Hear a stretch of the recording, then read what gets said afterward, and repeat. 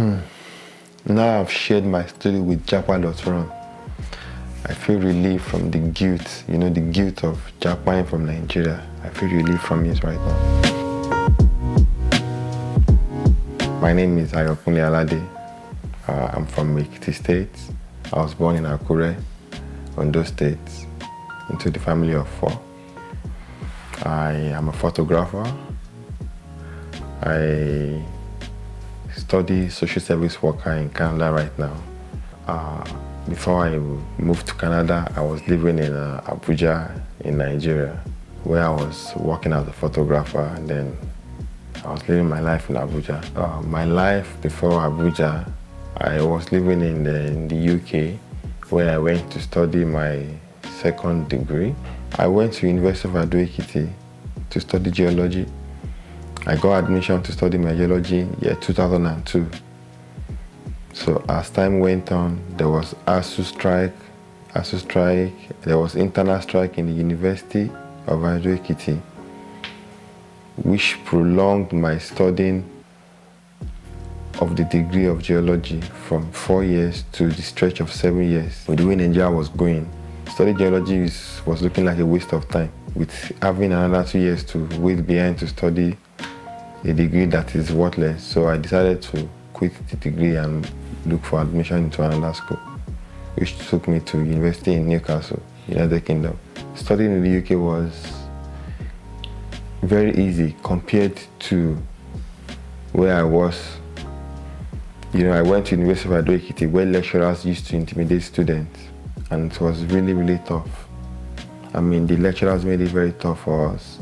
I remember there was an instance, I wore a good chain to check my results, and then the lecturer was like, "You're putting on the chain, get out of my office."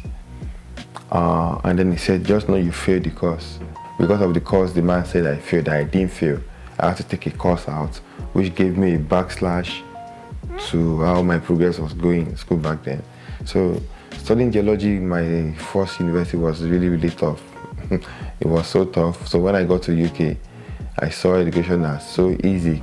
Moving to the UK to study and not being able to work was strange, because that was not the idea I had about the UK. The policy came in after I've gotten my admission and after I've gotten my visa.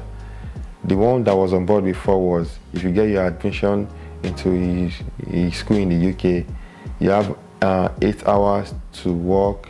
You have 20 hours to work in a week. And then... What year was this? This was the year 2012. So it was very strange for me getting to that country, not being able to work, to be able to take care of my bills, and to be calling home again for them to send money to me. It was very uncomfortable and then very, very, very unpleasant for me. After I finished in Newcastle, I moved to London. By the time I moved to London, then my visa was about to expire. But I didn't want to come back to Nigeria. My visa expired. I was living in London. But then I started photography, which didn't need my visa status to do. So that was the life I started living after I finished my degree in Newcastle, moved to London to start a new life as a photographer. So I was still asking for money from home, even after I finished my school, even after they've paid for my tuition fee, they've taken me through school.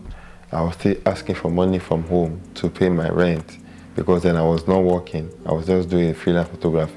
But then I heard about photography in Nigeria, that people were being paid millions of naira for events. So I thought, what am I doing in the UK getting cheap money for photo editing?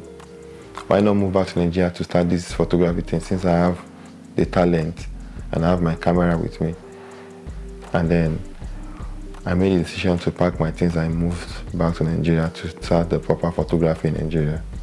So to move to Nigeria for me back then was a difficult decision to make, because my visa had already expired.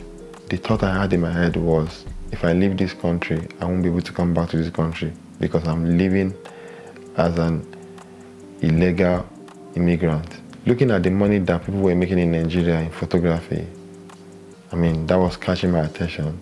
So the last day of 2013, December, I remember it was the last day of the year, I just took my camera box, I went to the airport, I got a ticket and I moved to Nigeria. And I called my friend to ship my clothes for me. So that was how I landed in Nigeria on the first day of January 2014.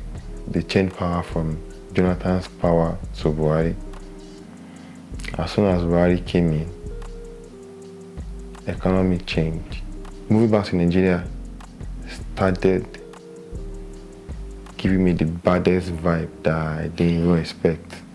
Because at first I came in with the thought of my friends were making millions. Now, I'm here in Nigeria. There was no wedding to shoot. There was no events to shoot. So the whole thing changed from that moment for me.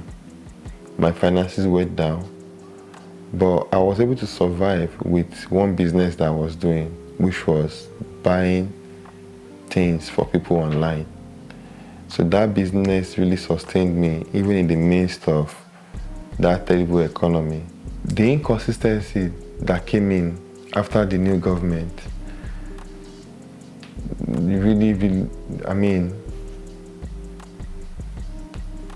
that really drenched me, because I was coming to Nigeria with the expectation of, okay, I've done this career, I've studied it, and now let me go and make money with it in my country. And then here I am in my country, not even making half of the money of any of those equipment that I've invested into. So, and then my plan before was to have my own business whereby I will have people that were employed that will be paying. And here I am, I cannot even take care of myself, cannot put food on my table. So then I started thinking of next thing to do. Although I had my business of buying things online for people, but then how long would that take me? Government was getting bad, it was getting difficult for the business to even thrive. Because the same card I used to buy online, they now restricted the card from buying things online. So things were getting tougher and tougher for that business that I was relying on.